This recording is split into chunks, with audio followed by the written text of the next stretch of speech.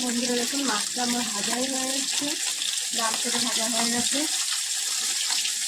এটা ভাজা তুলে নেবো।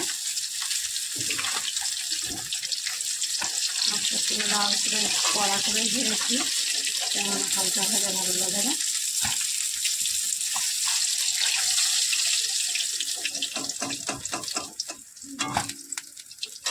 আমি আলুগুলোকে লাল করে ভেজে তুলে নেবো।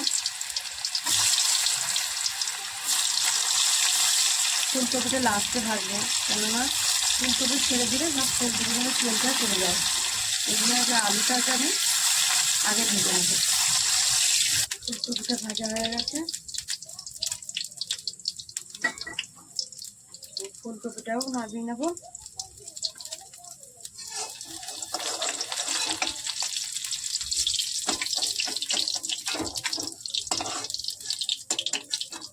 ফুলকপিটাও দেখছেন তো, ফুলকপি আলু লাল করে ভেজে নিয়েছি।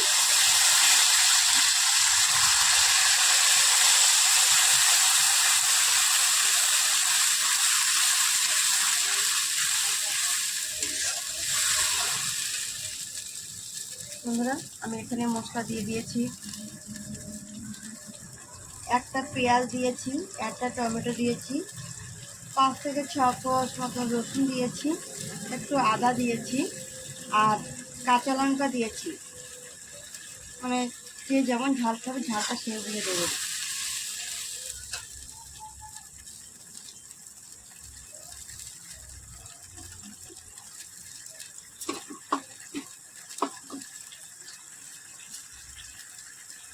তাহলে এখানে টমেটো বাটা, আদা বাটা, রসুন বাটা, পেঁয়াজ বাটা,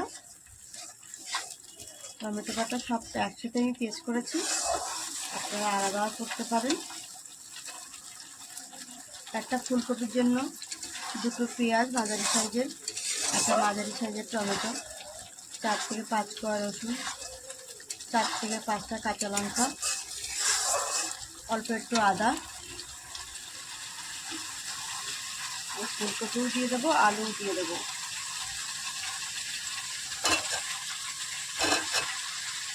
আলু ফুলকপি আমি দুটোই দিয়ে দিলাম।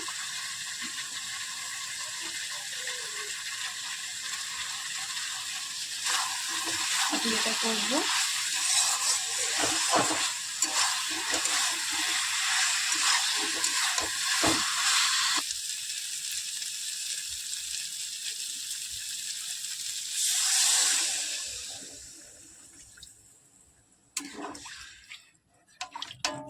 মাছের ঝোলটা হয়ে গেছে, ফুলকপি আলু মনে হচ্ছে একটু সেদ্ধ হয়ে গেছে।